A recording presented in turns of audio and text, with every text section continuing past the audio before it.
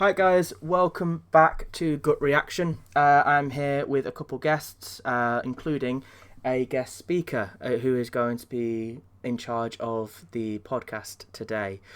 His name is Brandon, and lovely bloke. And as you can see from the title page, we'll be covering the film industry. We have another helper with us, Tia, and we also will be having someone joining later who will be going by the name of, I believe it's Touchgrass. Obviously, with the nature of the podcast, we encourage people to explore their viewpoints and ideas. This is to ensure that he can express his ideas and filter through those thoughts without fear of anything coming back to bite him in the bum in the future or anything like that. Obviously, at the end of the day, there is potential for foul language because it's quite a relaxed one. So keep that in mind. Thank you very much. I'll pass it over to our speaker. Thank you very much, Will. Okay, good evening, everyone, and welcome to the Gut Reaction podcast. My name is Brandon Norbury. I'm your host this evening, and I am joined by some lovely people here, William and Tia, and I am so excited to be leading tonight's podcast. We will have someone joining us later, as Will mentioned. And okay, tonight's topic is the film industry, which is something I hold very dear and I love very much. I love films a lot. Okay, now let's get into this. So, the main discussion topic and question of this podcast is: do you agree or disagree that the film industry has stopped making sense to its audiences? Oh, that is an interesting one. Ooh. Okay. Do you want to start, Tio, or do you want me to? I think I might need a little bit of time to think. The horror, the unadulterated horror. Oh, I know. Okay, Will, you have the floor. Oh, don't give me that. There's too much pressure. Last time it was so much easier. I was quoting Hamilton there. Fair enough. I think there are some aspects which I do agree. I think specifically if we're going in relation to how the media has discussed things like Marvel since they started doing their quite common TV series after the end of their 24 film franchise that I think that they did. And then people's comments after that, I do agree, at least to some extent, that yes, the film industry has started to pave a way and kind of become slightly elitist. Almost kind of like feeling like they could give the audience what they want instead of what the audience wants themselves. Like, I know one of the biggest issues people had with the Joker was the fact that when the Joker 2 came out, it was nothing like the Joker. And everyone was expecting another Joker, but instead it was a musical, and it wasn't really that good. So that, I think, is quite interesting in that sense, how you kind of get people trapped in an idea that what the audience wants is what they're getting, which doesn't quite correlate. Okay. Yeah, no, I get you completely. Tia, have you any thoughts on the question? Well, weirdly enough, and I don't mind saying this, I actually have a semi-personal attachment to this. So I am a special effects makeup artist. Okay, So I see that's the kind of amazing. other side of the film industry. Okay. So I see like the designs and how people take, let's say, like video game movies or book, and bringing them into like shows. Can sometimes see the step by steps of how they turn the kind of the media to the film. And I can kind of get the yay and the nay side of this question, where it's the aspect of the is it is there a right or wrong? Is it a weird side of it, and how people expect things to be absolutely perfect when they're correlated? but nowadays that's a lot harder to do, even though we have a lot more things to make it happen. Okay. For the reason that everyone's like human, Mm-hmm. if that makes sense. Yes. I get that. So, like, the change is a lot more difficult, which makes expectations a lot stronger, meaning it makes it a lot harder for the people behind the scenes. So, having the expectation of the audience compared to the quality of the film, it can be really daunting to create something from scratch. I always say a really good example nowadays is the new live action How to Train Your Dragon movie. Like, I think they did that really well. Mm-hmm. I think that they correlated the animation to live action really well, but there are a lot of people saying that like the CGI was really rubbish and they had no emotion to what is necessarily a quite emotionless creature if you moved it over to realism, which is a dragon. Like lizards don't, or that kind of creature don't really have that emotion in their face, so it's harder to get that emotion that you would feel in an animated film where it's a lot more um eccentric than it would be in realism. So it's kind of that borderline. Mm-hmm. Okay, and yeah, no, I see as well, the film industry is undergoing a lot of significant transformation, and it has had moments, I think, especially where potentially and where the audience has had struggles, potentially enjoying what they are viewing. Um, there has been a lot, I think, for example, when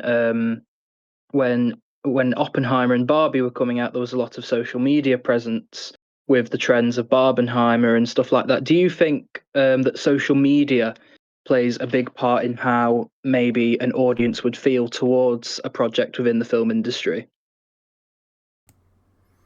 I would say absolutely. Mm-hmm. I think a lot of the times, and I can take this as an example, um, if I want to, for example, go see a movie with my parents, the first thing that they will do is go online and look at the reviews before they look at the movie. And if there are just slightly more negative reviews than there are positive, then they won't want to go watch it with me, even though they've never seen it or don't know anything about it. They won't give it a chance because someone else doesn't like it. And I think that that can really ruin things because I feel like everyone should have their own personal opinion about something without being judged for it. Like the same as like adults liking kids' cartoons or anime. It's like that opinion of it's for kids or something like that. I really think social media has pushed that everything, if it's not rated good, then it shouldn't be watched, which I don't think that's true. Everyone has their own opinions and I think that yeah, people should enjoy what they like, and if people are sharing their opinions too much, it can ruin what some people think is really fun and really good. Will, your thoughts? Yeah, I think that we do get tied down by the reviews and the online stuff, but I think that the Minecraft movie highlighted how the online can influence how we interact with films. Mm-hmm. Because with the Minecraft movie, it was the whole thing was kind of memeified because it got the bad reviews. So it was like people had poor reactions in the test screening, and so then they just went really, really hard on the marketing through existing media channels and made loads of memes about it, and then everyone was just loving it, and it became like the thing of the moment, similar to Barbenheimer a couple of years prior, and similar to Endgame a few years before that. It's almost like you got these cycles that people are happy to be part of and want to be part of the phenomenon. Part of that is undoubtedly led by the online presence of just critics and even people discussing likes and dislikes with stuff. But I think part of it's also in relation to kind of people's ability to connect with a story. I think that's the difficulty. It's about finding how the online presence, which is very important, it dictates loads, filters through to the offline presence. Okay, and also with the film industry, a lot of potential films and series have moved over to streaming services, which has fundamentally changed how people watch movies. And it gives more a convenience for the audience to watch at home. However, there has been potentially with streaming services a reduced attendance at cinemas, where once was such a big fundamental thing to how you watch a film or anything. So, how do you feel with streaming services coming in and offering that convenience? Is that a helpful thing, or do you think that is also an harmful thing affecting cinemas and industries like that? I'll go first with this one. Mm-hmm. I think that there is an important change that happened with the shift with streaming services, and it basically increased accessibility of films for people, because I think beforehand you're kind of relegated to existing formats of the cinema, or you're getting a DVD disc, and so you're paying quite a lot of cost for an individual film. But then I guess with the streaming, it's more of a broad term. It's less of an individual. It's more you're paying for the package of access to everything. Obviously, it's not always going to be there, but it's the access to everything that's online at that moment in time is quite a phenomenal thing. So I think for people, when we're interacting and when we're trying to explore new worlds and ideas, I think it's wonderful for the film industry in the sense that it allows more engagement and consistent engagement from people who wouldn't originally have wanted to go to the cinema. But at the same time, I understand that it's changed the culture of films to accentuate around home viewing. So it's created new kinds of film industry products, because you still got cinema films like, for example, with the Avengers or Oppenheimer, that kind of stuff. Those were cinema films, that were designed with cinemas in mind. Same with Avatar and all that. But then you got other films like that. There's quite a few Netflix films that come through, which are designed to be comfortable to watch in your own home, but aren't the same ratios sound-wise, as an example, because it's not designed for for cinema. So I think that it's not that it's a negative change, it's just that it's a marked change from existing accepted formats that kind of shook the market more than people understood. And I think that stuff like the Minecraft movie has anything to say about it. It shows that there's still a place for theatres, for cinemas. It's just they need to change the kind of product they're producing. Mm-hmm. The kind of experience Tia? they're giving. Sorry. Yeah. No, it's okay. Tia? I think as we've kind of modernized and got more onto like technology, like better TVs at home, cinema has kind of become less popular. I feel like the only craze of cinema viewing nowadays is the idea that you get to see it earlier than everyone else. So obviously you get the earlier shows and the earlier viewings, like as soon as it comes out, midnight, you can go see it. I feel like that's the kind of craze that cinema has nowadays, which for a lot of people, especially me as a person who has quite a lot of social anxiety, I don't tend to go to cinemas because I don't like the idea of being around crowds and all this sort of Hmm. stuff. So the having the home screen can watch it at home is can be good and fitting for a specific audience. But I do believe that the industry shouldn't just cater to home viewing. I feel like the cinema experience is also a good experience. I've always said a good example is, as you were saying with Netflix's movies. There's a new movie out, K-pop Demon Hunters, very popular. A lot of people like it.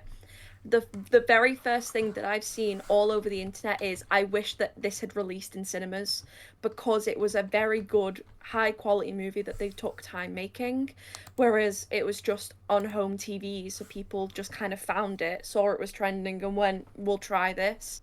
If they had like promoted it more and kind of pushed it for big screens, I feel like it would have done even better than it did on Netflix. And I do have this opinion that I feel like everything should be spaced between both cinema and home film to fit everyone's preference. Hmm. That makes Yeah, sense. no, yeah.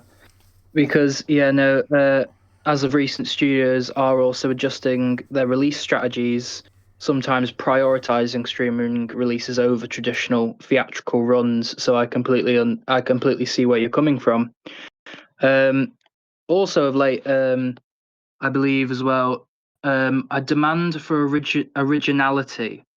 I think as audience members, a lot of us increasingly seek the unique and original stories told in the way of film, and how we want to see something new or exciting or something even original that we wanted to be transformed into something filmable, rather than relying on sequels or remakes or revamps of different things. Um, how do you feel about the demand for originality, and do you believe that it is a demand that needs to be met with it by the film industry? I think it's a fair opinion. I believe that wanting originality is a fair one. I think people want something new, something that they can experience for the first time and get that adrenaline that they feel from an action movie, or the heartbreak that they feel from a romance or a sad movie where they've never seen it before. Like that experience, like that emotion is something that like really helps to bring in people for films. It grasps attention. So when you're repeating the same story and everyone knows the same story, it can be really hard to feel that heartfelt emotion that you would normally feel because you already know what's going to happen. Sometimes it's fine when it's a remake of a book or a game because you have those few changes that really make it feel real. But having remake over remake really just makes it boring and repetitive. And I feel that sometimes I get really disappointed when I see like Disney's making a remake of Moana or Toy Story when they have many different like stories that they could tell. And from a makeup side, it can get really boring because you're repeating the same looks, the same styles. People are begging for you to follow. If you're remaking that thing, people are begging for you to stay in that old style in modern times, which is really difficult because you want good quality with the high graphic cameras that come out nowadays, and that is really difficult because if you follow that old style, it just doesn't look as good in a high def camera. Yeah, Hmm. I think one of the other major things that I will say is I'm a massive Shakespeare nerd. I love Shakespeare. Um, and Shakespeare has been redone over and over and over again. But I think the thing that makes it where the reruns become original is when you, or like becomes so enthralling is when you slightly alter or you adapt the original work. So, for example, a very famous one is obviously Hamlet and The Lion King. When you're thinking of The Lion King, you don't always think of Hamlet, but it is the same story. But it's been reimagined with animated lions.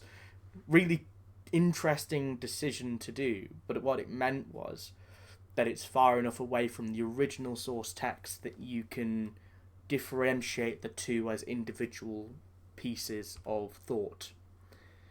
And following back on what Tia said was how kind of this correlation between both thought and kind of emotion is key to kind of your feeling of it. And I agree with you, the frustration I get when I just hear about how Disney's doing another remake of the same thing that they did before, but they're doing it again and they're not really planning on changing anything, and it just kind of, it does become repetitive.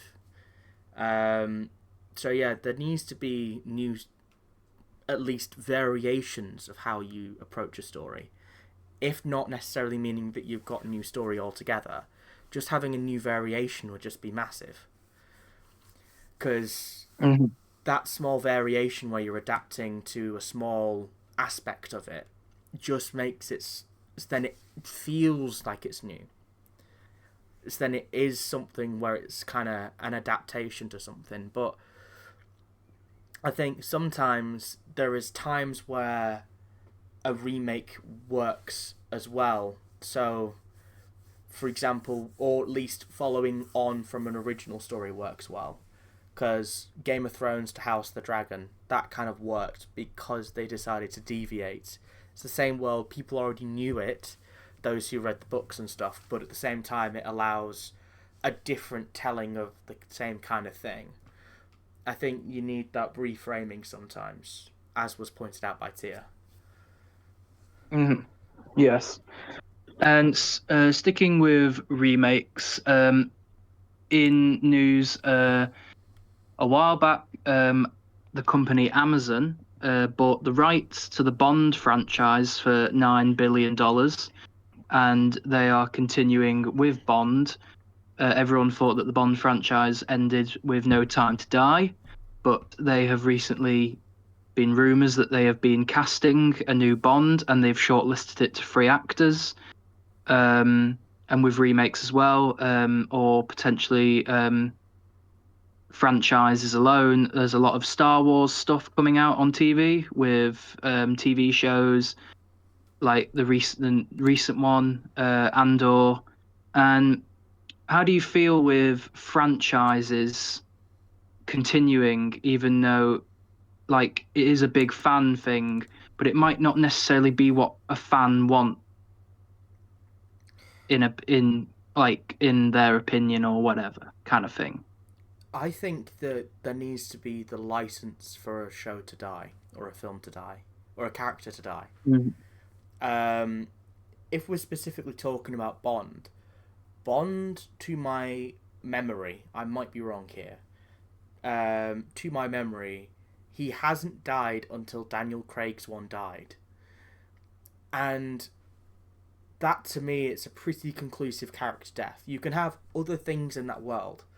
Like I said with the Game of Thrones stuff, you can have other things in that world and that'd be fine. But you need to allow for a series or a character to die.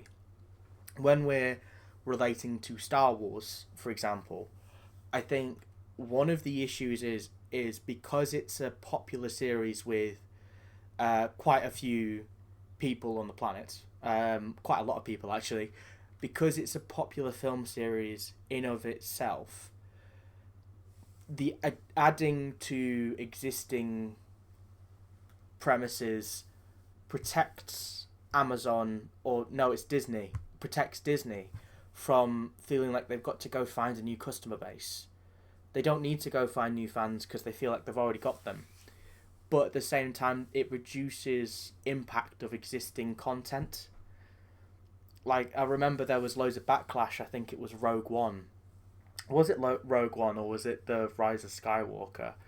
But the loads of people just had a go at the new writing of it, and Hmm. I think that's the issue that I think you pointed out, that there needs to be the allowance for these great works of art to die, to allow new things to take its place, because people get bored of the same fantasy thing over and over again. If I wanted that, I'd be reading fan fictions all the time, where people are expanding on thoughts and stories. You've got some really comprehensive ones as well. Like, I used to read some stuff when I was younger, when I was really bored, because I was really into like Harry Potter and Game of Thrones. So I just read different variations of what people would come up with, and it's really interesting how in detail some of them can be. Like, if I'm wanting to do that, I'm happy to go and read a fan fiction, but I think when we're discussing in relation to what you're actually funding, if you're just funding the same film made by a director 40 years ago, unless if you're going to do something drastically different, I think that it's a waste of time, because you're just kind of, you're not allowing creativity to be formed.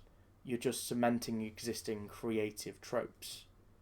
That's the difficulty. Hmm. Tia? I think I completely agree with you. I think that there is this stigma and this like scare in the film industry of trying something new for the idea that it might fail.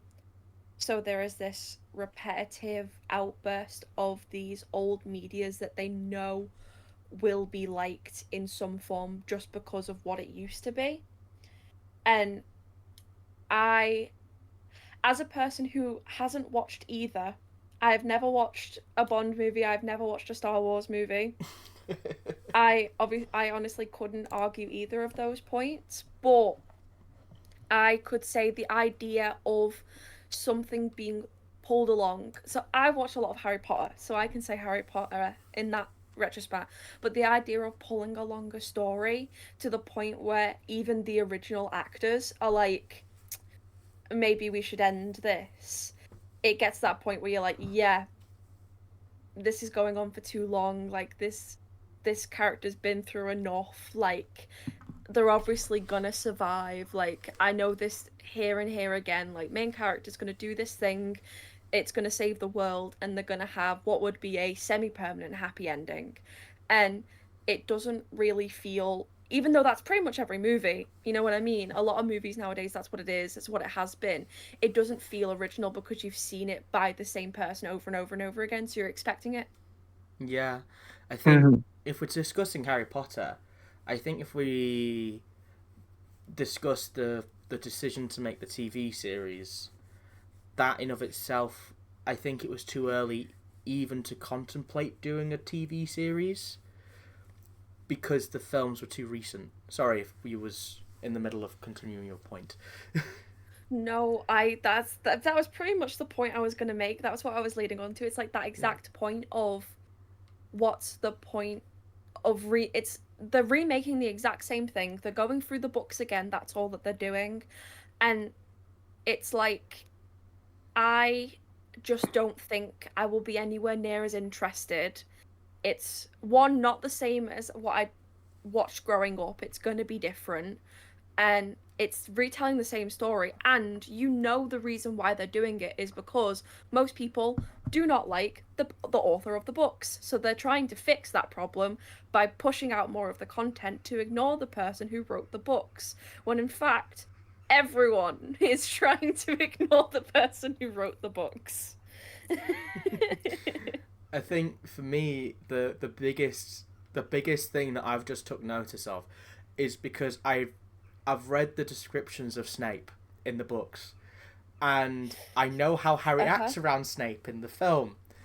And to Mhm. me, my mum's mixed, and the fact that they've picked the only black teacher to be Snape, the one who Harry's suspicious of from day one, the one who's Harry's dad and his mates systematically bullied all through secondary school. It's just, they could have picked a better character. Admittedly, he might be amazing as Snape. He might be amazing, but my fear is that they've added a racial undertone to a character that didn't have one. And so, just to interrupt you, Go just on. as my small opinion, I feel like that entire book is underliningly racially oh yeah, awful.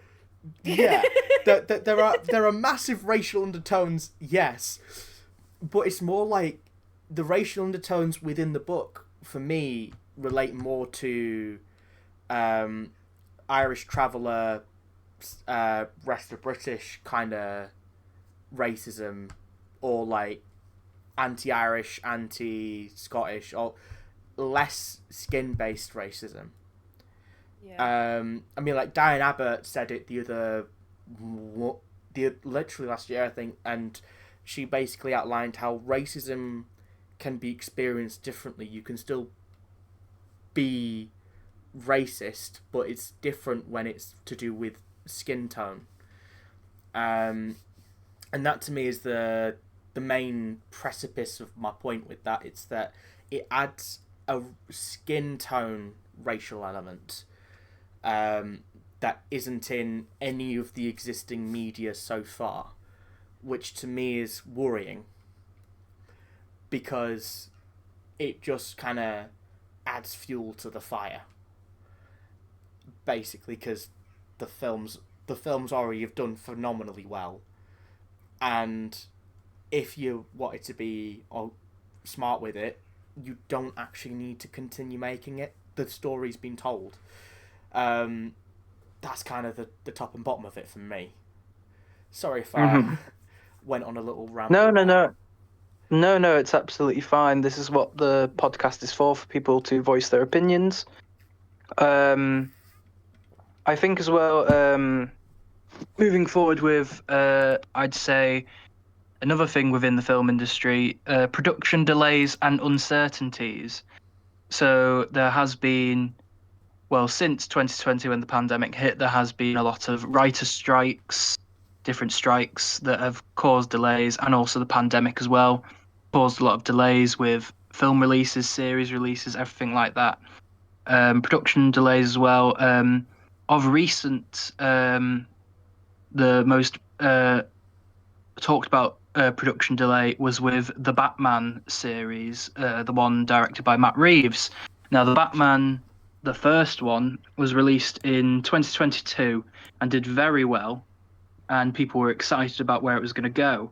Now, the Batman Part 2 has been written. They have officially finished the script, but has unfortunately not going to, will unfortunately not begin filming until 2026 and will not be released until 2027, when the original film was supposed to be released in 2025 this year. How do you feel that production delays and uncertainties cause effect within an audience's view of the industry? Does it create like uninterest within things that were once loved, or do you think it's just something that the film industry can't control? I do believe that one is more of a, this is like I can't control, because I believe that a film taking longer doesn't disinterest me. I actually give quite a lot of credit to people who would prefer to not push out their films and them be lesser quality than spending the time, even with all the production pushbacks, to really make it something worth watching. And production takes a really long time, and I can understand the audience want for something to come out quicker, but I would much prefer like quality over how quick it takes. I'd say a really, really, really good example, which isn't movie, it's video games, but it's something I have a better knowledge of, is the Hollow Knight sequel, Silksong. That game has taken 10 years to create. and it has been pushed back several times, and to this day it is still the most watched game on Steam. It is still the most anticipated game to come out, even when it's only mentioned here and there every other year. If people really care about something, I think that they'll wait for it, especially for the quality. And the pushbacks do suck.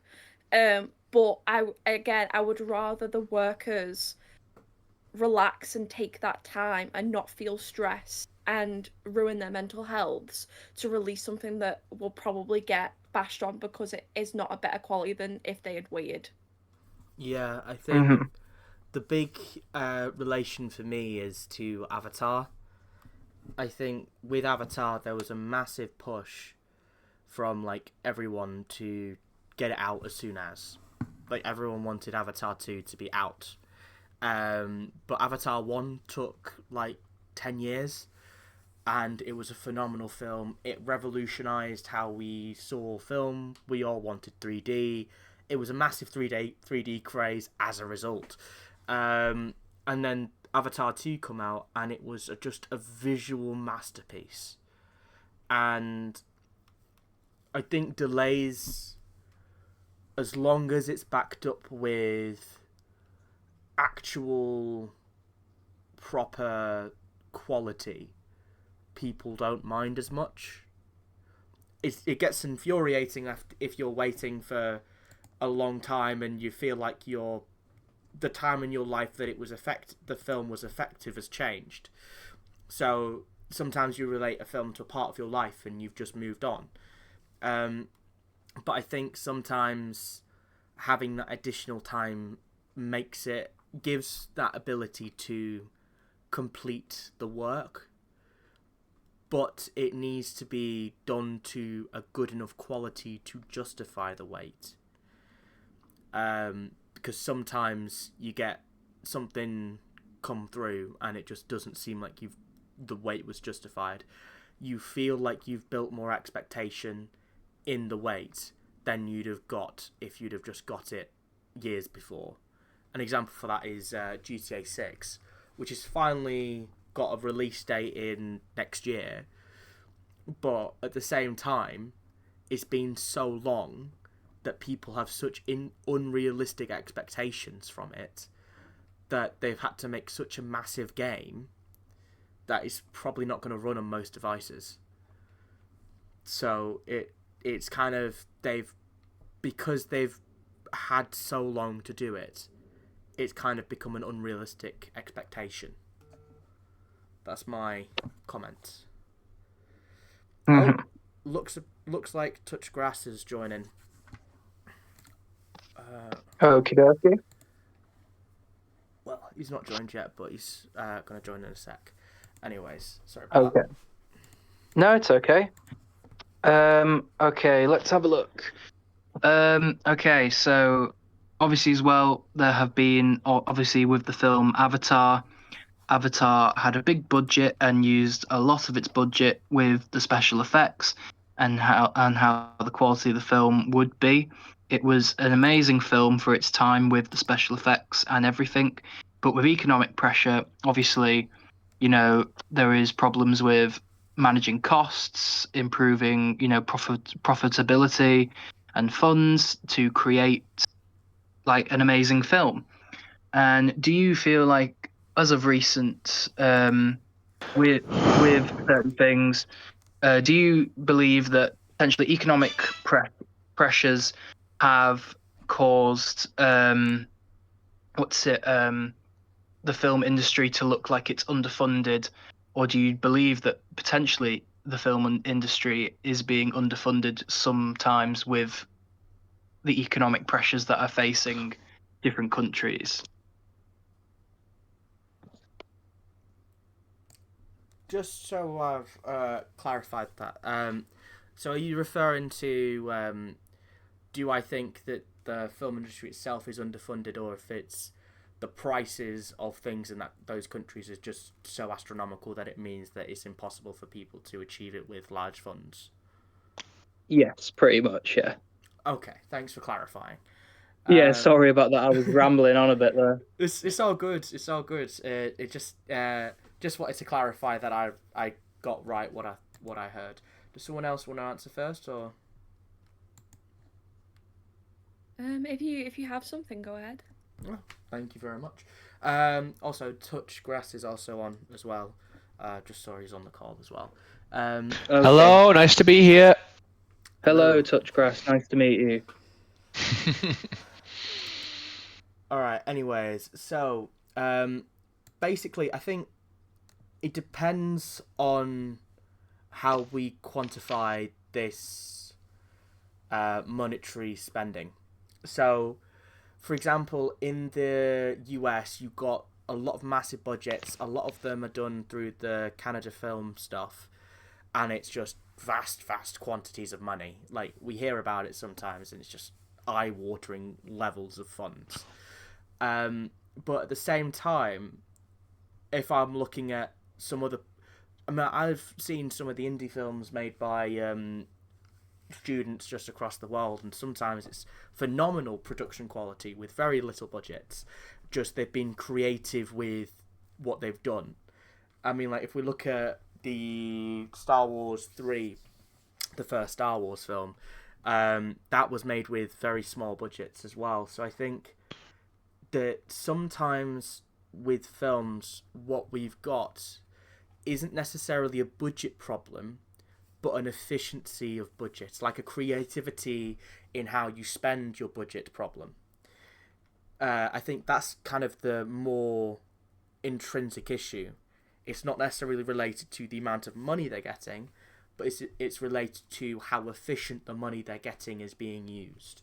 I think that's the bigger question that kind of relates to the film industry, and I think in a lot of cases, sometimes it could be used more effectively or efficiently, but at the same time, I also want quality, and it's difficult to get the same quality with less money. I do admit that, but I think that if you're creative with how you spend your money, and you're kind of understanding that there is this limitation, it's not this eye-watering sum, you sometimes will find a way to make things work, and sometimes work a bit more efficiently. Okay. Anyone else's views? Touchgrass, Tia? I feel like it's the argument again of like quality and quantity. So, as a person who actually knows the budgeting and the prices behind films, since I make a lot of props, if you were to say do a small film project, and I was hired as a SFX artist, and they wanted me to make them a body, and they said they wanted it as realistic as possible to fit their budget, those two sentences together could never exist in an SFX world, which is something very crazy to say. If you wanted something realistic, you have to have the budget for it nowadays. The products to make something look realistic is incredibly expensive. Alone, a canister of a singular product, which is one in 1,000 things that you need to make something, could cost upward to £1,000 just for a mixture, and that can make half of something. A great example of this is if I were to make the torsos that you see in like surgery shows, where they like cut up the body, to make something like that can cost up to £10,000 alone. That's astronomical. From handwork to sculpting to painting to molding, just that alone. And imagine how many of those they need for a 10-season running show. You would need hundreds, if not thousands of them. Like SFX movies where there's bodies lying on the ground, and then there's that contrast of, do we want to copy and paste it with CGI, but then they run the risk of people noticing it's being repeated. It is really a big argument of quality over quantity. Can we make a body that's maybe 1,000, down to 500, yes, but it would look like paper mache. It's that contrast of, yes, the astronomical prices of movies. It's crazy. I have spent God knows how much money to create the things that I've created in my life, and it's really hard to create something low budget. So the argument of the prices is the idea of, do we want movies to stay realistic? Because if we did want that, then the price goes up, the quality goes up. It's kind of how it works. Same with everything in life. The better it is, the more you normally pay.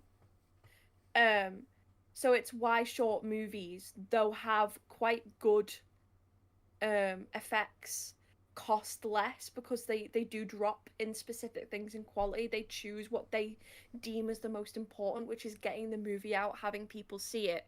Whereas the films, they really want people to believe it, and I think that's the contrast in budget, is the difference between people wanting to see it, wanting to see their stories, and film industries wanting people to believe that what's happening on screen is real, and getting people immersed in that, and that costs money. Yeah, no, thank you for that. Thank you. Touchgrass, any thoughts? Touchgrass? Is Touchgrass with us, Will? He looks to be in the. I'm so sorry. I'm so sorry. I muted myself because I didn't because I got to a certain part of the game I'm playing, where I couldn't contain myself. But anyway. So you were asking for thoughts on. Yeah. Will, you may paraphrase it for me. Yeah. So it was basically, it was wonderfully explained about the cost necessity from Tia, and basically the question was whether or not you believe that the costs of films means that some nations under budget their film production services, or if they get too much budget, or if the budget's just right, or if it's something that's kind of has to be negotiated based on the film, that kind of stuff. Based on roughly what I think that Brandon was meaning. Yeah. Well, between the former and the latter, like, I mean, I don't know if this is too fancy of like a take, but just like a mix of like both, but mostly because of the fact, but mostly probably because of the former. Do you want to elaborate? Okay. So, excuse me? Would you like to elaborate, John? Sorry, Touchgrass. Well, because places that are more like to the places that are more like to the west, barring of course, like, you know, in India you have like Bollywood and all that. It's just correct me if I'm like wrong on this, but there's not really any other places in the world that are able to really come up with said budgets that are often are required to make such, you know, like huge films such as, like, you know, iconic series like Star Wars and all that stuff. Thank you very much for that point, Touchgrass. Now we'll move on to another one. Of recent, AI has been a dominant factor within the film industry. And I will talk about AI because I have learnt that from a wonderful lecturer at my university. So as of recent, there was a bit of backlash with the recent Oscars as Adrian Brody won lead actor for The Brutalist, and The Brutalist did manage to win quite a lot of Academy Awards, although there had been a leak that The Brutalist had been using AI for editing purposes, including some of the actors who couldn't do the accent of the characters and using AI to do the accents of the actors. So the actors would speak normally, and then AI would be put over for them to do their accent. Now, no.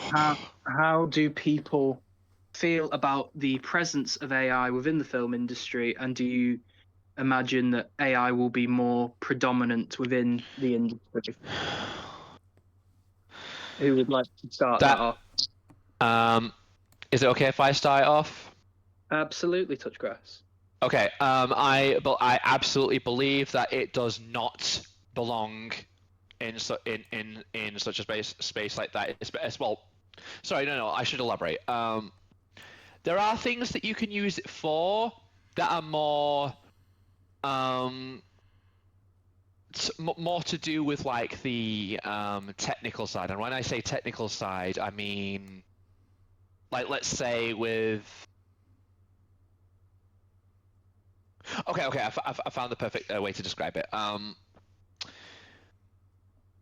It should not interfere with the performances or things like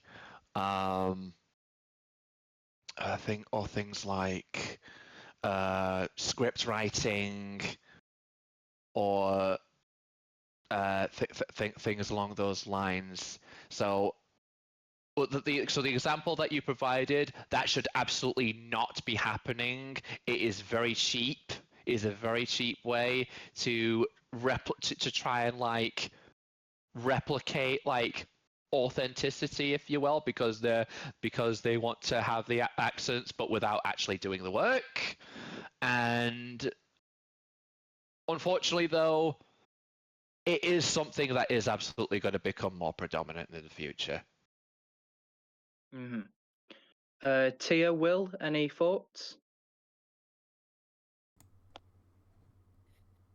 I personally, because of what I do, am very against AI. I do feel like it, in a way, is a cop out to creativity. There are so many people in the world that are so intelligent. Going back to just specifically fan fiction writers, the amount of creativity that those people can think up is unreal. And I just don't understand how nowadays, instead of using all of these talented people that you have at hand, especially with big movie creators who can literally contact and pretty much get anyone under their wing at the right price, is completely baffling to me. Like, the world has so many creatively driven people, from acting to writing to creating. I've met a short amount of that in just the time that I've been in uni alone. The amount of creative people that I've met from all the sides of the film industry is unreal. And I do think that using AI is such it's a disappointment to all of the people who want to work so hard to get to these high paying jobs where they can do what they love, and having that feeling that one day that everything could be replaced with AI is a really scary thing. And knowing that for quite a while a very popular movie went under the rug with AI is really frustrating. And it's that little thing of understanding that an actor may be good, but maybe we get an actual cultural actor to be in our cultural film, or having a good experienced SFX artist instead of grabbing someone who has no experience and then having to edit over all the top of it and using these different things to change it. I do think it's really frustrating, and I do think that something like that should be changed. Having like CGI and AI, I would like to preface, are very different things. I do support CGI. I think CGI is something that is needed in movies to give that realistic feel, but AI specifically and CGI should be known as completely different things, and AI should not be used, but the people who are skilled with CGI should have that push to be able to push what they need to do without having other people use AI as a quick cop out to get something out faster. Mm-hmm. I think, William? yeah, I mean, like, I've got a couple different unique points, and I think the main one that I will say is, I think, unfortunately, AI is just going to become more prevalent. As much as in the creative field we don't want it to, it does. I mean, like, we've got automatic AI checkers that publishers are using to double check you're not using AI. So you're already using AI to check for AI. It's difficult because there are lots of skilled industries that are formed around individual talent that AI is kind of stripping away. And it's becoming difficult for us to accept that human talent matters, but also that in the world that's coming through, unfortunately, a lot of stuff that people have dreamt their whole lives of becoming and doing just isn't going to be there anymore, and it's sad. But I think one way to make sure that a lot of creative people are on the right thing is if you learn how to utilize AI in a way that correctively helps you augment your work. So what I mean by that is, for example, for you, Tia, you at the moment you will have to use some CGI to help with your prosthetics and cosmetic stuff that you do, don't you? Yeah. Yeah, so you have to use some CGI, and there's probably, you yourself probably do some of it. Sometimes someone else will have to come in and help out. But having AI to be able to draw off existing creative kind of pieces just expedites some of that process, and it makes it easier for you to complete your work. So I think that it's difficult because it streamlines individual productivity, but in the process it takes a lot of people out of potential jobs. I think that's the difficulty for me, because you're not necessarily going to be rewarded for something that's entirely you. You're rewarded for something that's you augmented with this amazing piece of software and kit that augments your mind, basically, to be able to make you a bit more fluent in certain aspects. Mm-hmm. So I think that's my viewpoint on it. I think it's an unfortunately sad reality that it's just kind of going to happen more and more with a lot of creative fields, and just not going to really know. Yeah. And but as a positive, the film industry has been releasing quite a lot of good projects recently that have got a lot of good reviews. For example, Sinners was quite well received. Also, How to Train Your Dragon was well received, and also currently being well received is the new Superman film.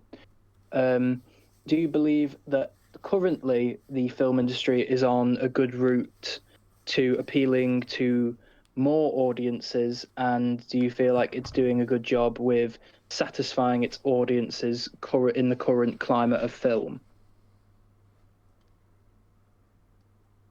I definitely think they're doing a lot better. I think they're bringing out a lot of things recently that people have wanted to see. But obviously, there's always going to be critics of everything that comes out. Like, everyone it's the big thing that not everyone is going to love what you make, and it's very understandable. But you do see nowadays that a lot more reviews are being a lot more positive, which is nice to see, and people are looking for the little things about how people take care to make the CGI look good, or the actors are taking their time to really commit to being the character. I do think that film is on the up, and I do hope that um like filmmakers and everyone want to put the more time and effort into creating these things to make people happy, and I do think it's good to see. Mm-hmm. Touch grass, Will. I'll go next. I reckon that honestly, I think there's quite a lot of amazing things that come about. A lot of new films have came about that have really, really. Oh, I think someone's got a feedback loop going on. Anyways, there's lots of films that have come out which I think have effectively reached their target audience. With Sinners, that did well. There's quite a lot of really, really good films that have came out that have reached their audience and just hit the ground running. But I think the issue comes about with, I think that it relates back to an earlier question you had, which was related to Star Wars and the Bond films and a couple of other remake films. And I think that the less satisfied people are with a film, it seems to be correlating towards films where there was higher expectation or existing films beforehand to kind of give people this bar that they set in their heads, which means that you're more likely to be disappointed when it's not at that bar or it's not at that caliber again. So I think there's a lot of first-time films that are doing phenomenally well, that are doing really well, but I think that once again the obsession with kind of repeatingly giving out the same kinds of new old stuff, it's difficult to do that and still get a good audience who enjoys the films. Okay. Touch grass. So I say this. So keep in mind, I'm probably the least educated here on the matter, because for the longest time now, I haven't really watched a proper film in ages and have just completely disconnected myself from, well, rather like taken my attention like away from the film industry and have focused solely on like games and all that, and how that seems to be booming right now rather than the film industry. Like, so it's not just a problem with and lack of originality in the film space a lot of the time. What with like tons of remakes, especially when we look at like the Disney remakes of old classics that have not been received that well.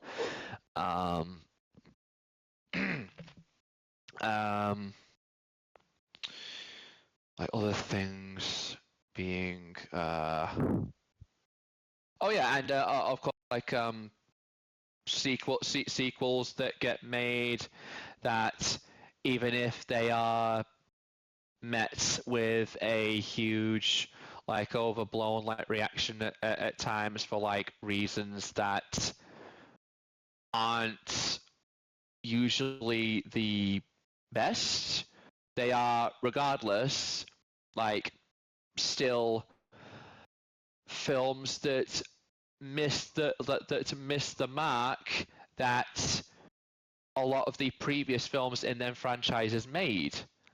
And like one of the biggest issues that is really kind of like causing that is just like a lot of like film studios basically and basically like giving like the rights and like the jobs to basically people who don't have a fundamental understanding of said franchises, what they mean to people, what their themes are,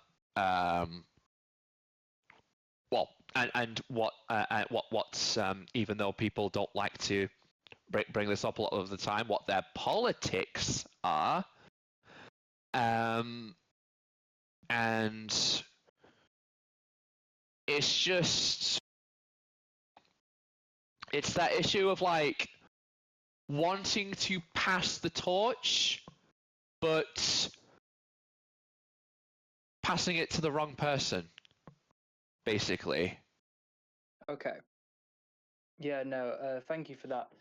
And we'll route it all back to the first question I asked, as the podcast is nearing its end, as I have to go. But we'll route it back to the first question after what we've all discussed. Do you agree or disagree that the film industry has stopped making sense to its audiences? So after everything we've discussed, after we've all had this, after everything's been discussed, do we agree or disagree that the film industry has stopped making sense to its audiences? I'd say agree. Okay, Will, Tia? I'll go next. I'd say I'd agree to an extent. I think that it makes sense to the audiences on some level, but I think on another level, just because a lot of the time there's transparency these days, a lot of films still make sense to audiences, but I think a lot of other films don't. Okay. And Tia? I would say I agree as well on a kind of level. It for pretty much the same reasons, and also the idea of just expectation. I think expectation is just a bit high, so when you don't